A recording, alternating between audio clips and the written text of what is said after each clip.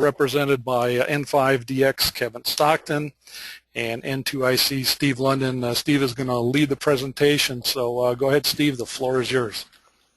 Okay, well, thank you very much, and it's nice to see so many familiar names of my friends here as attending. I hear somebody rattling on their keyboard. Do they need to be muted? Okay, sounds like they have been muted. Very good. Well, thanks very much for setting this up, Ken. As you see in this first picture, that's us getting set up on Friday, kind of a mess outside the tent of suitcases and us fighting off a few insects. Dimitri, UT5UGR, was our referee. He was an excellent referee. Uh-oh. And I'm hitting my page down key. Yeah, go ahead and take your mouse and click in your presentation, and then you should be able to go. There you go. Okay, very good. I'm going to talk a bit about our preparation, our setup, and then finally our contest operation. Kevin and I have never operated a contest together. We only met in person once, and that was at WRTC 2010 in Moscow, where Kevin operated with his father, Stan, K5GO, and I operated with Bob Wilson, N6TV. Yeah, let me break in here. One of our presenters, I thought I had everyone muted, but someone's tapping on their keyboard, and it's kind of loud. So if you guys who are not presenting could please mute your mic, we'd appreciate it. Okay, go ahead, Steve. Okay, well, oops, that's interesting.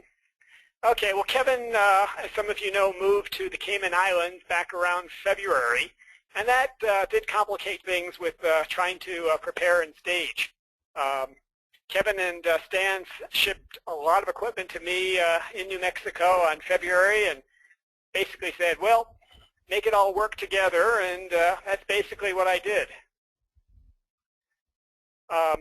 We finally got everything staged for the first time on Thursday, just the day before we set up live in the tent. So kind of a high-risk strategy, but that's what we needed to do, and we were very lucky it all came together. For some practice before the contest, even though we'd never operated together, we did do a distributed multi-2 in the IARU contest in 2013. And I know there's no such category as multi-2 in an IARU, but we weren't going to send in an entry anyway. It was really just to in some way operate together, and we tried to operate under a lot of the WRTC rules. That is, only one of us would be on a band at a time. So if one was on 20-meter phone, we would not have the other station on 20-meter CW. They would have to be on another band. And we did a lot of chat messages back and forth between Kevin in Arkansas and me in New Mexico, and you know, the usual stuff that goes on, like maybe you want to check 15 meters now, and oh, this band's too slow, I'm going to move, that sort of thing. And we used N1MM's networking capabilities, and it worked perfectly for IARU. In the ARL 10-meter contest, we each operated from our home stations in low-power mixed mode, and that's a pretty good contest to prepare for WRTC. It's one of the few mixed mode contests out there, and I thought that was what was very good preparation to test out some of the things that we did with our software, and which I'll talk about a little bit later. For field day, myself and WD5COV, Dave operated at MyQTH, and we used essentially all of the same WRTC hardware that I took out to Massachusetts. About the only things that was different was that we didn't have Kevin's computer and we didn't have Kevin's K3, but we did have another K3 and another computer, and that was a very good stage rehearsal for WRTC to shake out a few things. Speaking of shake out, about 11 p.m. Saturday night on field day, we had a very rare earthquake in New Mexico. It was magnitude 5.2, and it was centered about 50 miles away. And I tell you, that may not sound like a big earthquake to you folks in California, but to us New Mexico folks, Dave and I looked at each other and said, what the heck, and kind of threw down the headphones and had to think about that one for a little bit. Okay, we did some tweaks to N1MM Logger and used Auto Hotkey. Let me first say a few things about Auto Hotkey if you've never used it. I use it primarily as a keyboard remapping program, but it has lots of scripting capabilities and lots of the usual programmatic constructs like if and then and that sort of thing. And if you haven't played with it before, I highly recommend it. As most of you probably know, I'm a developer on the N1MM software team, and I did the changes to support WRTC. There was a special release of N1MM Logger that I distributed to all competitors and described what the changes were. It included not just fixes to bugs, and I think Jorge might be on here now. I want to thank him for finding most of them. And but I did want to make sure that some of the specific changes that we were making for our operation, that is Kevin and I's operation, were available to all the competitors. And some of those changes were to manage the K3 a little bit better for 2 VFO operation. I am not a big K3 user. I borrowed one for WRTC and had it for about 3 months before the contest, and discovered that when you use it without the subreceiver, which we could not use the subreceiver in WRTC, it has some real idiosyncrasies when interfaced with N1MM Logger. So I made some changes there to improve that interface.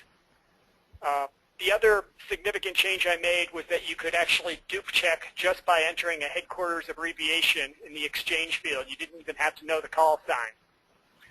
And I find that to be a very handy feature, because when you hear somebody saying Oscar Victor, Sierra Victor, you say, uh-oh, I don't remember the call sign, but I think it's the Austrian headquarters station. So it's nice just to enter the headquarters abbreviation to dupe check it. One of the things that I did using Auto Hotkey was to have a very quick and easy way to be able to swap the 2 VFOs on the K3 without having to reach up to a button on the K3 or having to hit, I think it's Alt F10 is the usual key programmed in N1MM Logger. And I made it so that all you had to do to swap VFOs was have your thumb on that, on either of those 2 keys where you see my thumb. So the typical operation, the way Kevin and I would use it, we'd have our left hand on the VFO knob. On the right hand, the index finger would send CQ, hitting just the Enter key. If nobody would answer the CQ, I'd simply bump the Windows key with my thumb. That would swap VFOs. And for a few seconds, I'd look for stations I haven't worked. Obviously, I was looking primarily for multipliers, but there were times I just worked any station that I heard. If I didn't find anybody in a few seconds, all I had to do was hit the Windows key again with my thumb and hit Enter and start the CQ again. And I think that worked out very well as a way to do search and pounce while trying to maintain a run at the same time. Okay, we were at Site 2A, which was right up on the Massachusetts-New Hampshire border. There was only one site farther north that was up in Hollis, New Hampshire. We were very pleased that we did not have any nearby competitors. We did not have anybody that was 500 meters away. Our nearest competitor was the Lima Zulu team, and they were about a half a mile away. And then out about a mile or 2 away, there were a number of other sites. I think sites 4, 5, and 6 were not very far away. We were in an apple orchard with lots of poison ivy. The site was flat towards Europe and uphill in the other directions. Kevin, do you want to say anything about the site? Oh, yeah, I was just going to say my initial reaction to the site whenever we first arrived was that it felt like we were in a bowl. And I get kind of particular about locations and sites, but as soon as we got on the radio, it was pretty clear that we were allowed into Europe. So even though I didn't feel like we had a very good site, as soon as we got on the air, we were definitely in a good spot. So no worries there.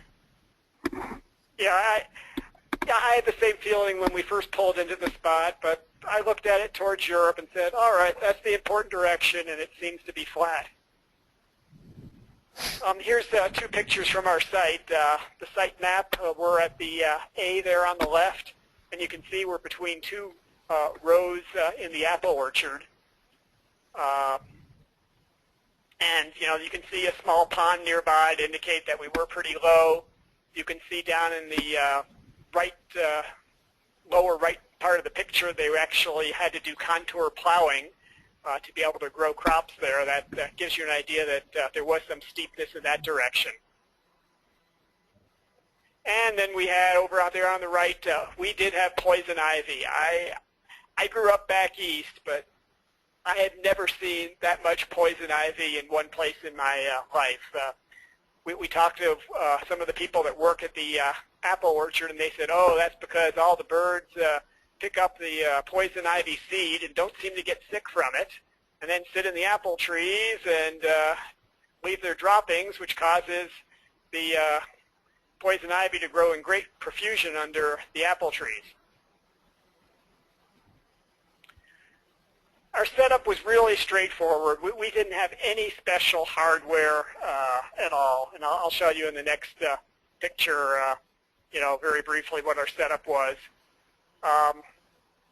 K5GO, homebrewed a triplexer. It was straight from the 2010 QST article, and it worked great. No complaints whatsoever. We had a small NFJ tuner that we used for 80 meters, which definitely came in handy at that site because there is no way to get to the ends of the 80 dipole through those trees and poison ivy at night. So the tuner was perfect. It just took a little tweak of one knob, about an eighth of a turn of the knob to go between CW and SSB. We had a visit by K1CC and K1TO on Friday afternoon. After we were all set up and thinking about going back to the hotel, they showed up and said, oh, the dipoles are all wrong.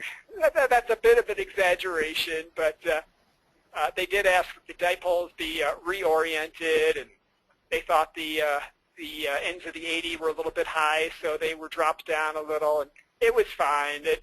I have no complaints about where the dipoles ended up. We felt plenty loud on 80 and 40. I do want to thank a number of folks for loaning equipment. Milt N5IA lent a pair of K3s to me. Ralph N5RZ lent a band decoder. Stan provided tons of stuff from the station that him and Kevin have up in Arkansas. Filters, triplexers, a stand to put the computers on, you name it. And Glenn, K6NA, lent us a backup band decoder. And no, I'm not going to walk you through the whole setup. It's pretty typical. A pair of K3s, the power monitors, a 6-pack to switch antennas, W3NQN bandpass filters, all pretty straightforward. The contest itself, there was lots of chatter there at the DoubleTree about what it would take to win it. And I think my guesstimate was 4,400 QSOs. I know there were numbers thinking, others that thought it would be above 5,000. What was your estimate, Kevin? Before the contest started, I told you that a good goal for us would be 4,500 contacts, and we got to that. So, yeah, I think we were quite happy with that number. Yeah. Yep, we were quite happy with it, and we'll talk a little more about that.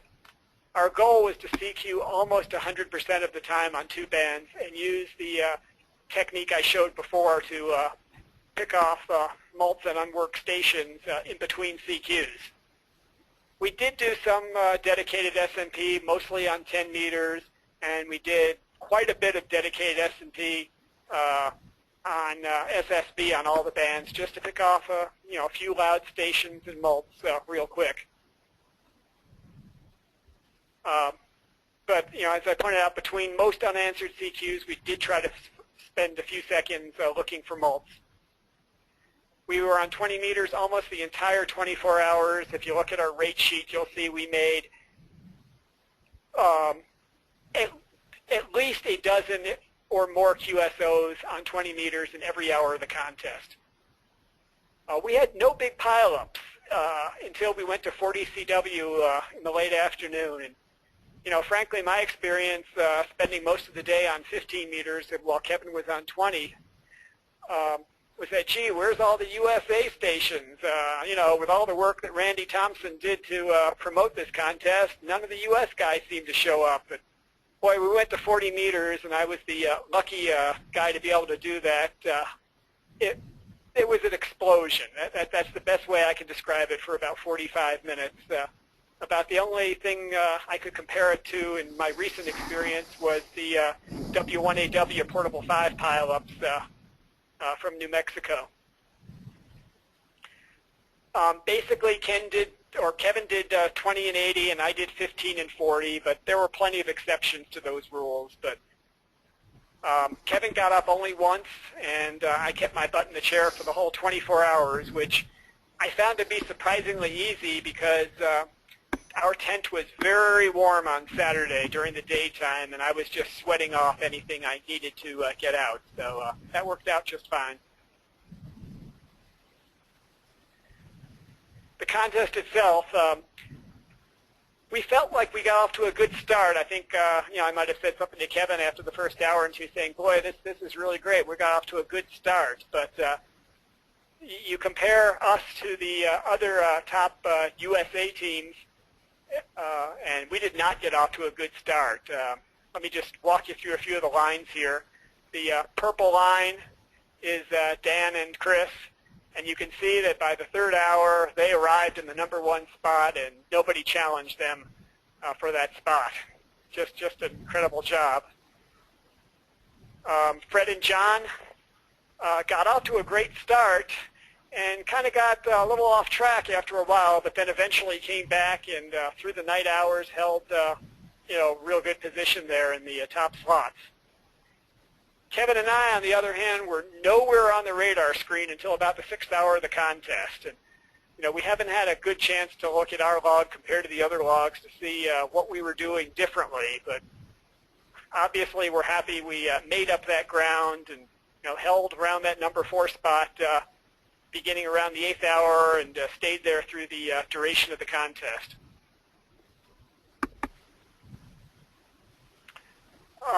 As far as the contest, we felt very good when we finished. We had no idea how any of the other teams did, how we did compared to them, but we knew we had no equipment issues. We were above our pre-contest estimate for QSOs. We really did hold to our run strategy, and we didn't think we had made any really bad decisions. In retrospect, we spent too much time on SSB. I admit that when the SSB percentage was going down below 20% during the contest, I was thinking, this is wrong. We've got to spend some more time on SSB. And in retrospect, we pushed it too hard at the expense of some rate. Do you want to say some more about this, Kevin? Oh, well, I just wanted to comment on kind of my goals going into it. I had no idea what to expect, and there were so many great teams going into it. But I felt like if I could just keep, personally, my motivation as high as possible. It's real easy for all of us to have high motivation the first 10 minutes, but then it's real easy to lose motivation after that. But to try and pretend like the first 10 minutes is the same all throughout the contest, and then to have a really good attitude throughout no matter what. I knew that there'd be some pileups and there'd be some times when bust a call or something like that, but then just try to enjoy every minute of it. And then the other thing that I tried to do, which I thought would be pretty important, was to be a good teammate and not ever operating with Steve before. I felt like we did a really good job as a team, and I think that we were both pretty happy with our outcome. Yep, I'll agree with that. Kevin was an excellent teammate, and I'd be thrilled to do another contest with him. Maybe not another WRTC, though. Just some stats, 43% Europe and 51% North America. I was actually a little surprised when I went through that in the log. I would have thought those would have been reversed. It just felt like we worked a lot more Europe, but that's not the way it turned out. Our best hours were 275 and 259 at 00 and 03 Zulu. Our worst hours were 08 and 11 Zulu. And I was surprised to see once the logs were released yesterday that our worst hours were pretty darn good. We actually made up considerable ground in the wee hours of the morning, and I don't know how we did that. I haven't had time to analyze it, but I'm glad it worked out that way. Just by accident, Kevin and I split the number of contacts almost exactly in half. I just want to thank some folks, our site team, Brian and Tom, our great driver, Adrian, AB2IX, our beam team, who we didn't meet, but they did a great job with the beam. We had no trouble with the beam, the rotor, nothing at all. It just worked perfectly. And, of course, the Kimball Fruit Farm, which was our host for the weekend. And thanks again to everybody. Okay, guys, very good. Thank you very much. So bear with me for a second. We will, Fred, just hang tight for a second here. I'm going to unmute your microphone. Fred, are you with us? I am. Okay, just a minute. I'm going to pass you the presentation roll. Okay. That should be coming your way. It pops up on the screen. Go ahead and hit accept. Got her Okay, on there we go, and you can go ahead, have at it. Great. Well, thanks, first of all, Ken, for organizing this, and Steve, great presentation. Enjoyed hearing your comments there. Unfortunately, John, my partner, VE3EJ, cannot join us for this webinar. He's in the air, on the road, or somewhere. So anyway, he's seen it all and had his chance to give all the input he wants. So I'll be batting solo here. Anyway, I've divided it up into 5 or 6 slides that just kind of give us various phases of what we did in preparation for the contest and what our strategy was. So a lot of these pages have quite a few bullet points in them. I'm not going to read everything, but one of the nice things was we had a little bit of test data from the test stations in 2012 and 2013. And we saw that as a good opportunity to look at some similar conditions and scenarios, not perfectly, because you didn't have the challenge awards where you were the hunted versus just another station on there. What we did was take all the logs, and using CBS, which is a hour-by-hour breakdown generator that takes Cabrillo logs and puts together a nice 24-hour summary. We dumped that all into a big giant spreadsheet. And we looked and said, you know, what do we think the right percentage of CW versus phone QSOs is going to be? And we kind of figured it was 75-25, similar to you, Steve, but at the end it sounds like it needs to be maybe less CW, and some of the things we attribute that to is, hey, face it, with a 100-watt station, you know, you get through a lot better on CW. No secret there. We also looked at the top scoring logs. I think it was 2 of them in one year and 4 of them in the other year. I don't remember the years, to see how often folks were running and when they were tuning. And that yielded a few more interesting things. And of course, you know, what bands to be on and when. A lot of this is intuitive, but never hurts to kind of look and see how many cues were made on which bands and when by those test stations. And when I say by when, we broke those down into 1-hour chunks. And not that you need a whole lot of confirmation of this, but what zones were worked and when, on what bands, did that by hour also, just to kind of see where to point the beam. no big secret, needs to be Europe the vast majority of the times. And lastly, we took a look at all the logs and looked for any weird openings.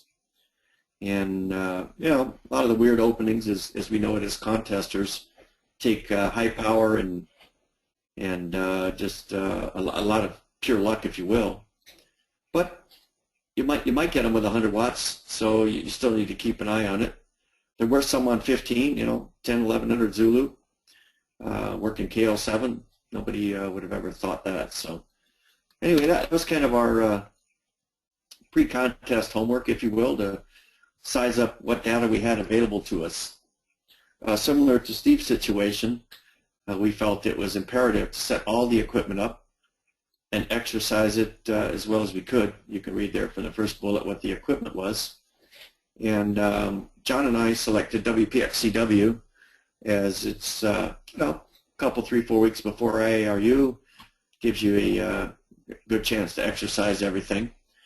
We did flush out a faulty triplexer, and you know, we had homebrew ones, we had commercial ones, and all that, and we had failures on both of those, believe it or not. So a tip of the hat here, I don't own any 403 alpha products, but they sure seem to be commercial grade. From what I've seen in the specifications for them, they work quite well. One thing that might seem very intuitive to you, but we're simple guys, wanted to get it right. We made sure we put colored dots on each piece of equipment for which stations it goes to. That way you get it out of the box, you know right where it goes. And don't forget to test all your backup equipment too. That includes all the, you know, the decoder equipment pieces and 6-packs, and all it takes is one. So test all that backup equipment too. When you're done doing your dry run, we actually set up a couple stations at John's place for these WPX contests, and we set them up in another area of his house totally, so it wasn't even close to his ham shack. After we got done and after all the colored stickers got on there, it went in the boxes immediately for packaging. That way we know it was working fine, nothing else happened, no lightning or any of that kind of stuff. Spares, preaching to the choir here, any of you who have been on DXpeditions know that, especially we know it here in KP2 because Radio Shack doesn't stock a whole lot of anything, but anticipate what's going to happen and bring the right pieces in terms of spares or repair parts for it. We found that a good starting point is a DXpedition checklist or a field day checklist, and plan everything out. Who's doing what, who's bringing what needs to be done, so on and so forth. Then we tried to look into the crystal ball a bit and anticipate whatever the weak links might be in the system and what we would do if they failed. So if, for example, a triplexer goes bad, who's the RF guy that can fix it? Or if it's a software thing, who's the IT guy? Or maybe, you know, I think you kind of get it. So have that game plan in place so that when something like that happens, oh, you know, well, gee, I'm the RF guy, so I need to shut down and go fix that. So anyway, another thing we saw is very important is having good references, not only in software format, sorry, that was an email or something, but also hard copy in case something goes down. No secret in the IRU contest that accurate logging of the HQ, the headquarters abbreviation, or the headquarters stations is very, very important.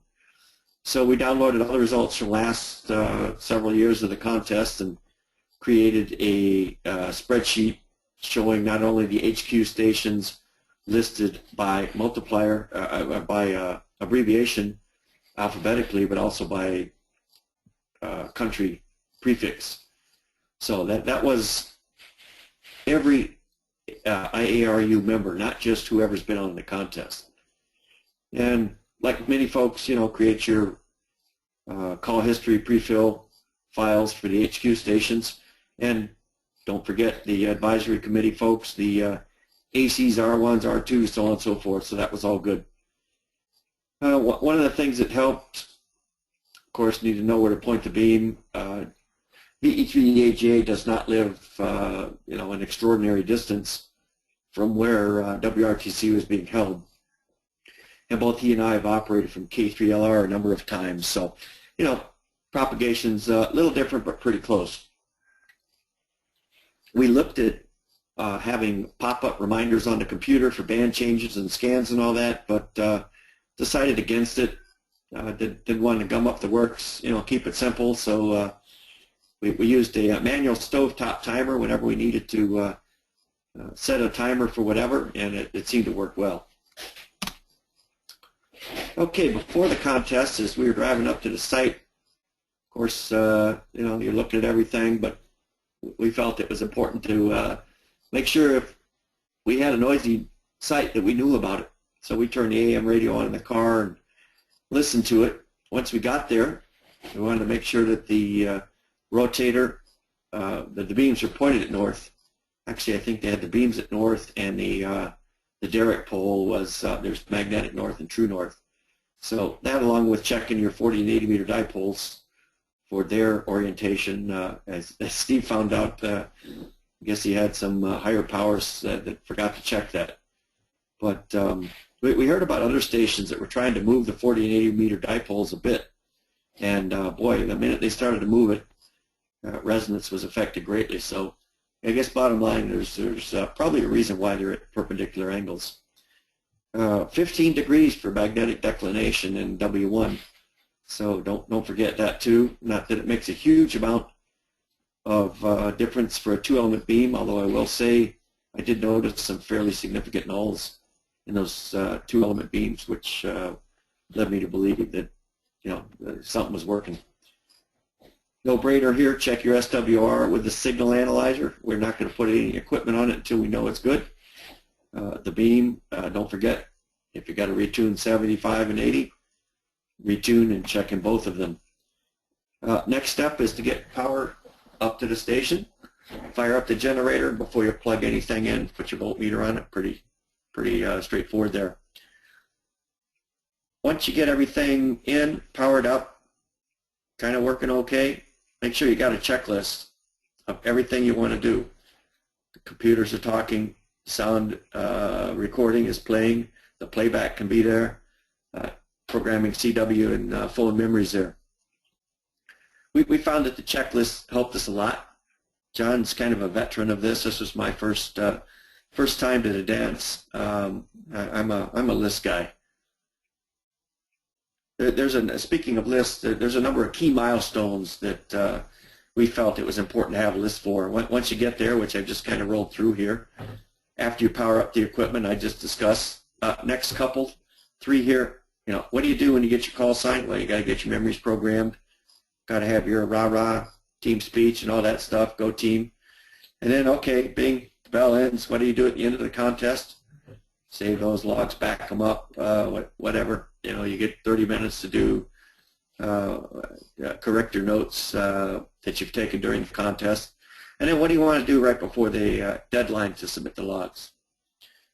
A lot of the operators went, and I'm guessing most of them went Friday night to set up the station for the evening and then go back to the hotel and sleep. Make sure you shut everything down piece by piece. Don't just cut the generator down. You don't want any transient voltages rendering your equipment useless there. Okay, little more about strategy here. Enough about preparation. We actually had a station start on 15, and boy, I'll tell you that was a good band for us. Had some nice runs there, and the second station bounced back and forth between the other bands. In the evening side, kind of a similar situation on 40. Contrary to Steve's strategy, we actually stayed and held a frequency on 40 meters for 4.5 hours right in prime time there, and I never would have thought that was possible with 100 watts. Now, whether it was the right strategy or not, we'll have to dig more into the data, but that seemed to work well. Rod Fest, I think that describes this contest. 400 Qs an hour, obviously that's for the 2 stations, but it was quite a few contacts there, amazing for 100 watts. In the transitional periods in the evening as well as the morning there, that's really where you You have to pick and choose carefully where you're going and for how long. There's a lot of mults to be had then. Rate can be there, but really looking for mults. A good piece of advice we heard beforehand was, even though it's July in the States, sun rises very early in the northern countries of Europe there. So get to 80 early, and I was amazed how early 80 was open, especially when you consider some of the openings we get from down here in the Caribbean, which I'm sure Kevin knows about. Don't forget to keep an eye on 20. You can have 10-meter comeback openings later in the evening, which are mostly sporadic E-based, and the pan adapters helped a lot with that to make a quick check and see what's going on in the band. Pass your mults, and anybody looking at the results probably saw we felt a little short in this area, and it may have hurt us. It probably did. So once again, Ken, I thank you so much for organizing this. I know I'll learn a lot. I already have. It's a wonderful experience to be able to share everything that I've learned and learn from those others. As I mentioned, my first, John 6th, overwhelmed by the generosity of the station and beam teams. Let me tell you, we made a lot of new friends, not only from New England, but also ES5 Romeo Yankee, who was our judge. And a special thanks there, Bruce K9VV, who was I think he was the captain of the beam team. Thank you so much, and your team was just absolutely awesome. I have a whole new cadre of friends there. The eyeball piece and the face-to-face piece was really the icing on the cake for WRTC. It was so cool to meet people that I've been speaking with for 20-plus years. Next one, yeah, it's a hobby. You know, contesters get pretty pumped up, but remember, at the end of the day, that life goes on. And don't forget to thank everybody who made it possible. Tent sponsors, donors. I can only imagine the massive, massive amounts of hours that the entire team did. So we really, really appreciate it. And then, of course, shameless self-promotion. Don't forget to work NP2X and VE3EJ in all contests. There you go, Ken. Back to you. All right, Fred, very good. Thank you very much. Appreciate that. And as a reminder, Fred and John finished number 5 in the competition with a call sign November 1 Mike. So if you will give me a minute here, we will fire up the number 1 team of K1 Alpha, N6MJ, Dan Craig, and KL9A, Chris Hurlbutt. Hang on a second, guys. I've got to unmute you here. And okay, Dan and Chris, are you there? Yes, sir. Okay, and I'm going to go ahead and shoot this over to you, Chris, so you can put your slides up. All right. All right, you got it. Go for it. Is that working? Yep, sure is. All right, let me throw this over there. Okay. So, in typical KL9A fashion, we're not super prepared here. But here we go. All right, so Dan and I operated together in 2010, so we kind of took what we learned from there and applied it to this one. The biggest thing we learned from Russia was mults are king. We needed more mults. We didn't really know what was going on as well as we should have. So we decided to fix that problem. We'll try to. Can't forget the fringe bands, that being 10 meters or 80 meters or, when 15's barely open in the middle of the night. Sometimes you get some cool stuff. Working DX, points per QSO, figured it was a lot like WPX. You're better off working Europe than you are stateside, even if the stateside rate's 100 an hour. Efficient search and pounce, that's something that I felt was a little bit, or is a little bit understated sometimes. Sometimes you can get a really good string of guys just really flying through with the VFO. Sometimes it's better, sometimes it's not. The slow hours will separate the teams. They always do. Steve's slide about his rate in the slow hours blows my mind, actually. We did everything we could, and I think we were in the 70s and 80s those hours that he had 115, or they had 115. That's pretty awesome. So goals for 2014, just on the flip side, work more mults. Pretty simple. Constantly check 10 meters. That was a cornerstone of our strategy. It seemed to work okay. Never point the beam at USA unless the rate is basically 0. The rate was never near 0, so we never turned the beam. It was pointed at Europe unless we were getting a mult somewhere or trying to work the 3 JAs that we could hear. Again, search and pounce fast was a big strategy. More on that later. And then continually change bands and modes to keep the rate up at night. Apparently we need to take a page out of the other guy's book on that one. But it seemed to work. Obviously, work everybody on all bands. That's the goal for every contest. We checked 10 meters roughly every 15 to 30 minutes. Whoever's on the slowest radio would just flip over there on the second VFO. Nothing happened. Maybe give a couple CQs, see if the skimmer can hit you. If not, immediately go back to where you were. It's not worth wasting time on 10 if it's just not open. Sideband was something that was a little bit tricky in Russia for us. We just could not really get a rate going. Dan's kind of the phone master, and if he can't get it going, I sure as heck's not going to get it going. So we decided to run phone at the band peak. So when we heard CW getting really good, it was worth a shot on phone. We had one decent run on 15. Dan had a really good run on 20. 40 was kind of in and out. Maximize CW skimmer exposure. A little slide later, but that was definitely an integral part. And again, always point at DX. So the skimmer strategy, love it or hate it, skimmer is a game changer. A lot of mixed feelings out there, but you know, it's what it is, so it's there. Consistent CQs with no speed changes is kind of the name of the game there. You can see CQ test K1A. K1A was kind of the default CQ. That's worked for us well in the past. It seems to light up the skimmer immediately. Gets through when you're a little bit weaker, fingers are a little more crowded. It flows well, so we just decided to go with it. You can debate all you want on whether that worked or not. There's all kinds of spreadsheets out there that'll tell you either way.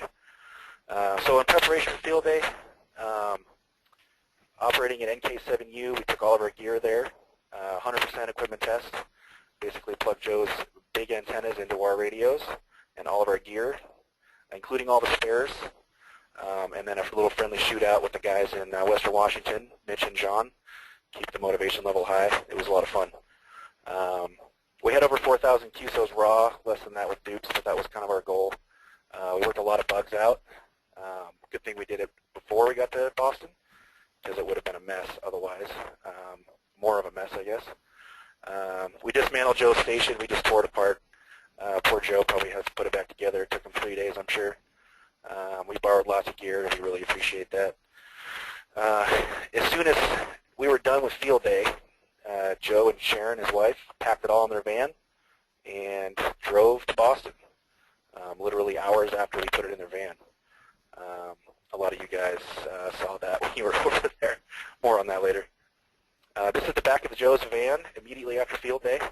The 2 Pelican cases, the 2 radio cases, some laptops, a couple external monitors got thrown in there. And then, of course, Joe and Sharon had to pack for a 3 or 4 week vacation. So his minivan was riding a little bit lower than it normally does. This is Joe's arrival at the hotel. We heard about this as soon as we got there.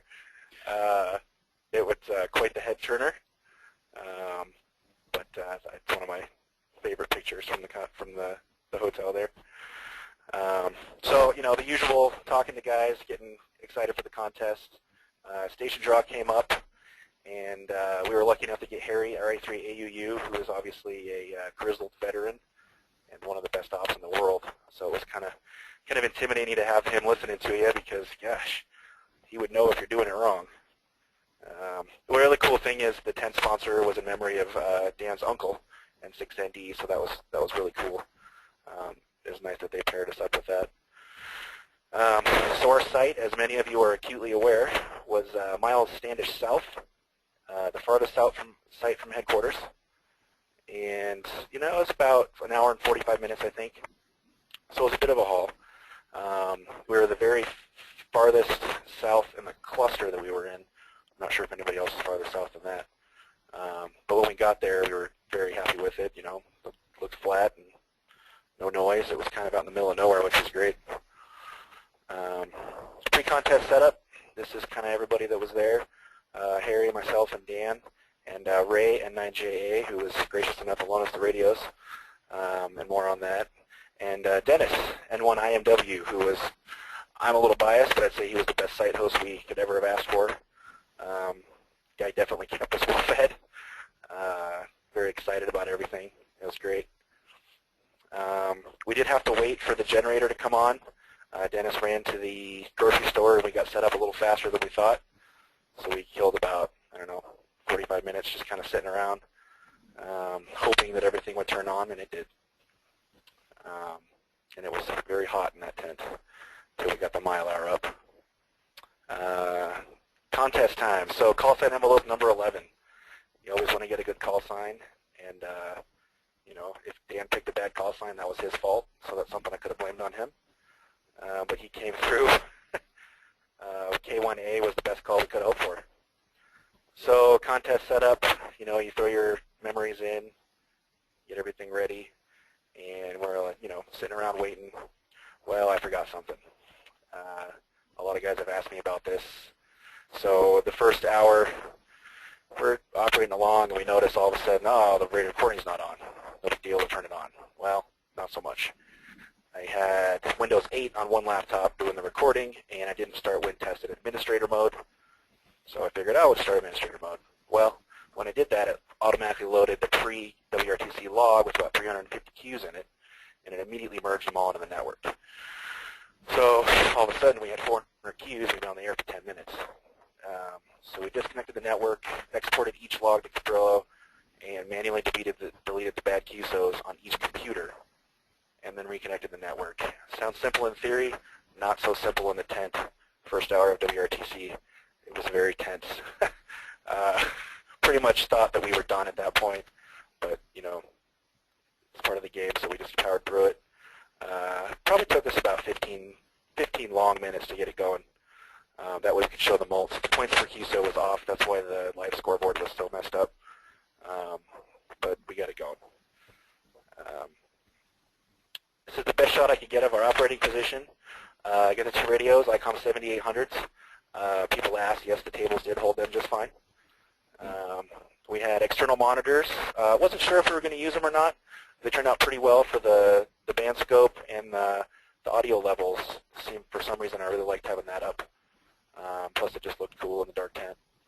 A big thing that we have is audio sharing. I don't know if a lot of teams did that this time, but we do it every contest because it's. I think it gives you a little bit of an edge. I'll keep going on that. So again, key setup parts, the audio sharing. You know, if a guy has a pile up and it's like, hey, can you hear this guy? You know, all of a sudden you have 4 ears on it instead of 2. Bathroom breaks. You know, you don't miss a beat. Guy can just run both radios, no big deal. Plus, you know, if you move a guy and you want to see if he shows up in the other band, you can listen to it. You know, gotta have fun, right? It's just a hobby. This is our referee, Mr. Motivation. He took his job very serious. We were not allowed to get up out of the chair at all. Nodier took this picture, and it's made its way around social media. But he was not afraid to use those, let me tell you. Some of our stats, I haven't dug into the logs near as much as the other guys. Our best combined hour was 300, and that was the move to 40 meters, just like Steve alluded to. I will tell you that it was one of the most insane pilots I've ever had. It was just ridiculous. With a dipole at 40 feet, I couldn't believe it. Meanwhile, Dan's running away on 20 at a good rate. Our slowest combined hour is 76, and we had 3 hours under 100. So I thought we did pretty well, but apparently not. Best CW clock hour, 188, again 40 meters. And then best sideband clock hour was 170. The actual Q rate hour, I guess, was 220-ish. That was Dan on 20 meters, and that was almost all DX. Get there at the right time, I guess it worked. We do operate phone a lot, but when we did, it seemed to work, so that was good. Site host Dennis, thanks to him again and all the volunteers. The beam team showed up immediately after the contest. and they were, God, they were more excited than we were. It's actually really nice to see. They were great. I mean, they took a lot of pride in their work, and just like Steve, on Friday, W1KM came by and readjusted our 40-meter dipole orientation. I guess it was out of whack a little bit. You know, sure, whatever it's supposed to be, no problem. Also to Ray and ICOM for loaning us the 7800s for field day and WRTC. It was nice to have a radio of that caliber. Granted, you know, wouldn't want to pay over baggage fees for it, but, you know, Joe was nice enough to drive it over there for us, so it was great. So Joe and Sharon were jokingly the third and fourth members of our team. As a lot of you guys know, we invade Joe's house several times a year, and this time we cannibalized his station. We used his K3 and a bunch of gear as our backup, and a bunch of peripheral stuff, micro gears, you know, power supplies, and whatnot. And Sharon let us do it. So we always, big time thanks to those guys. I'm trying to read my notes here. That's really it. Dan will have some stuff to chime in on, I'm sure. Thanks to the guys for the photos also. It was a great contest. Not a lot of strategy talk, I guess. Dan, what do you got?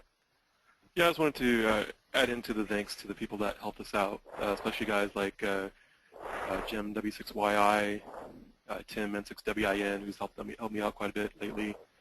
And of course, Joe and Sharon, they did the bulk of the work for us. We definitely could have done it without them. So, and I'm really happy that that Ray and IJA was able to help us out with those radios. I think that helped us out quite a bit, and especially to the organizers of the event. You know, I know it took a lot of work. There's been a lot of complaints, but you know, I don't think they could have done anything differently to make it better. I just wanted to make sure that everybody understands that they put a lot of work into it, and I'm really appreciative of that. Yeah, it was a great experience for sure. So, Ken, that's all I got. Okay, guys, very good. Question and answer time. We'll take some time here.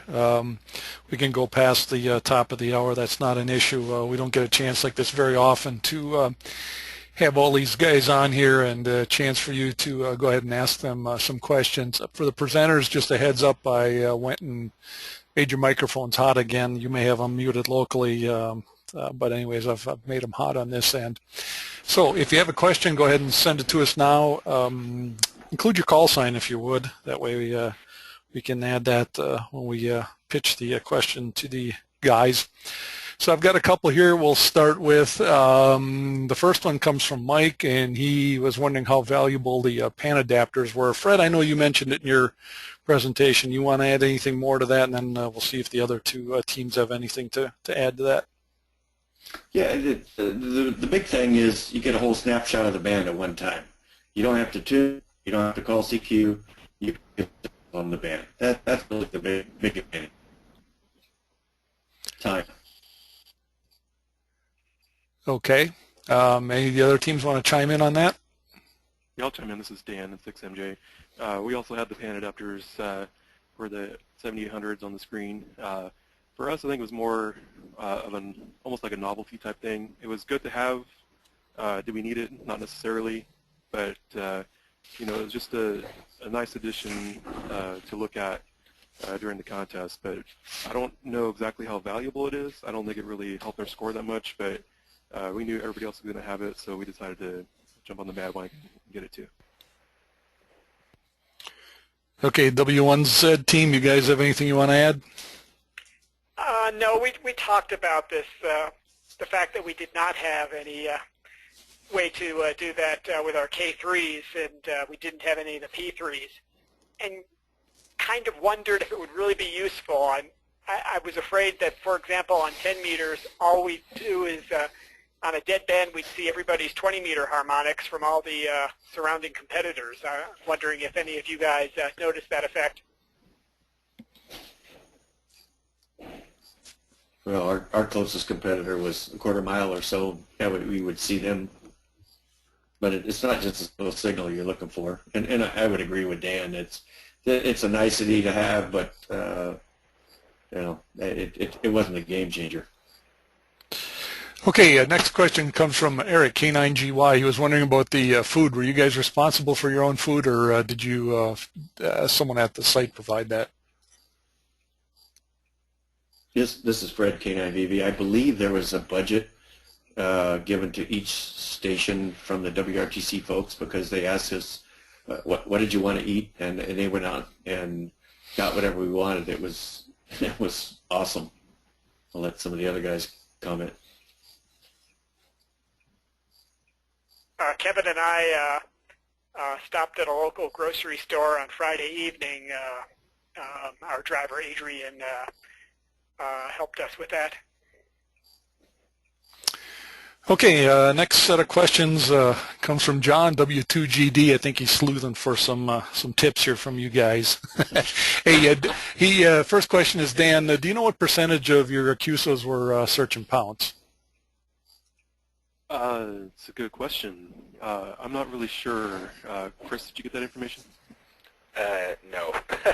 But some other people have graciously analyzed our log to the nth degree in the last 24 hours, and I have some data on it. But one interesting thing is that Dan did a lot of second VFO search and pounce on 20 when it was a little slower, and that worked out really well, whereas I did 0 second VFO search and pounce.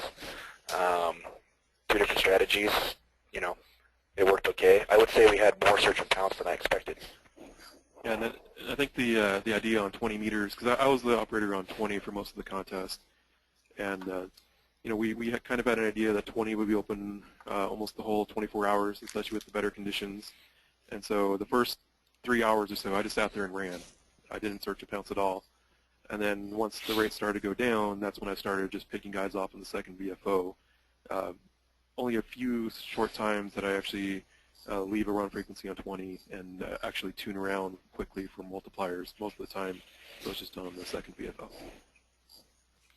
Okay, and John's other question was, if each of the teams caught the 10-meter opening on Sunday at 10:30 Zulu. So go ahead, whoever wants to start.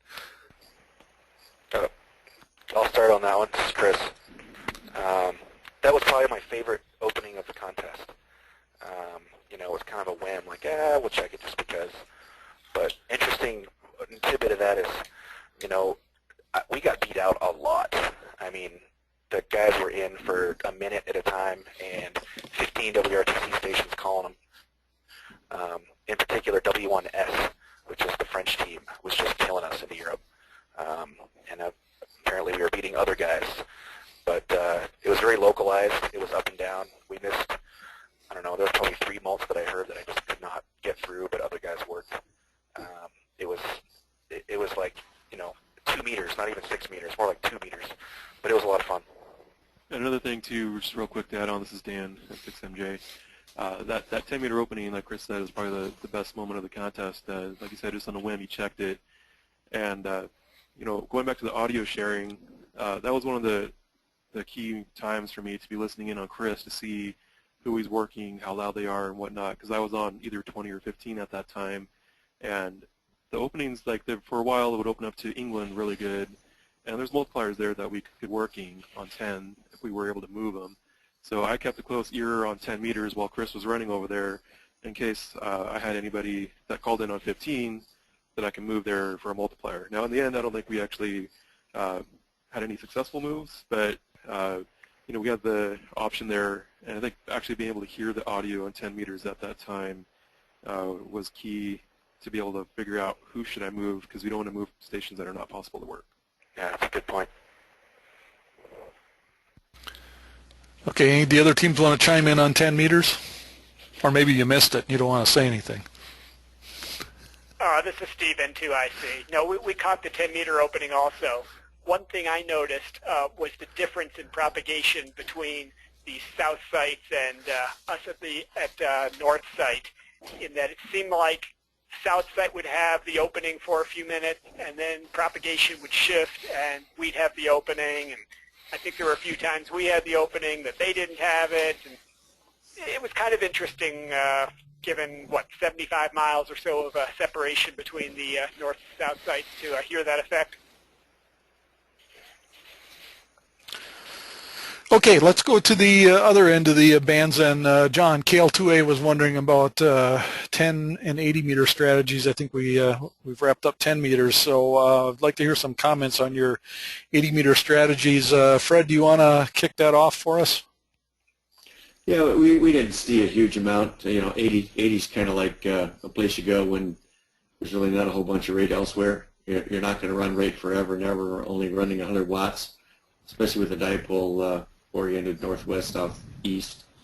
So, we went up there, had one or two good runs, kept an eye on it, but didn't spend a lot of time there. Kevin and Steve? This is Kevin, N5DX.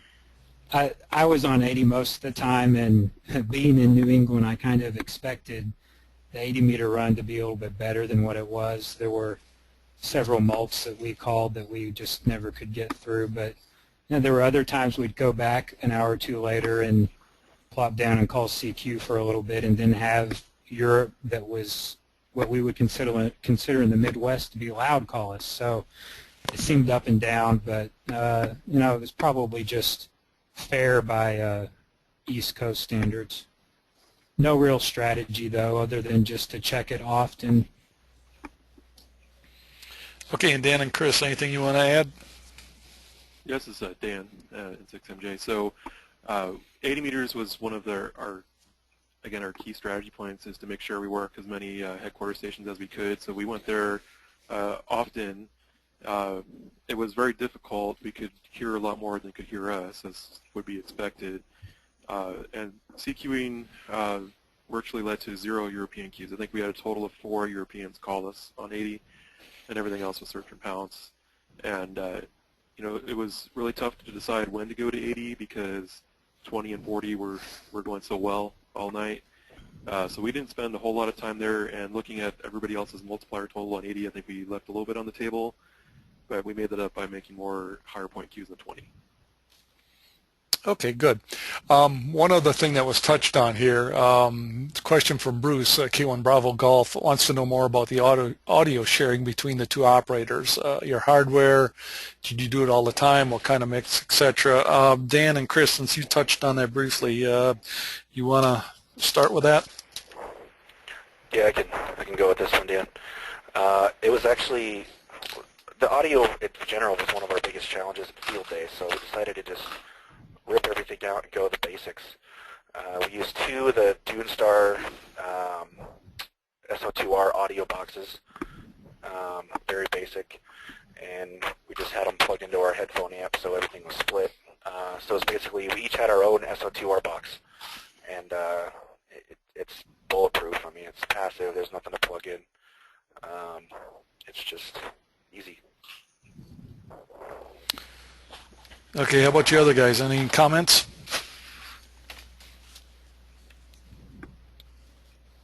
Okay, take that as a no. All right, we got a couple questions on multipliers. First one from Alan, King Victor 4, Queen Sugar. I was wondering if you guys had a watch list of multipliers you wanted to move to other bands or modes. Did you attempt to move more or less every new multi you encountered? If you guys could speak that a little bit. Fred, why don't you go ahead and start with that? Yeah, we did not have a watch list. A mult is a mult regardless of who it is, but as we've heard from some of the other teams, you're not going to make any friends if you try and move every mult. You want to make sure that there's a reasonable chance of passing them, so that was pretty much our strategy. Kevin and Steve? This is Steve. We tried to pass mults that we thought were a reasonable shot at agreeing to move and were workable. And I was a little disappointed at the percentage of mults that were willing to move. It seemed like maybe 1 in 10 would respond affirmatively and move.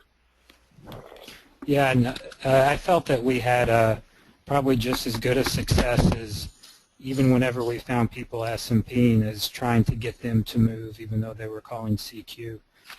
We were able to move an HC1 from 15 to 10 to 20 to 40, which was kind of fun to do. And then also asking headquarters stations what their frequencies were on the other bands was important. And probably something that we should have been even more aggressive at after talking to other people. Dan and Chris, anything to add? Yeah, this is Dan. I'm actually surprised we had so few actual moves that worked. I think somebody figured out it was like 19 or something. But it was a key part of our strategy is trying to move as many guys as possible.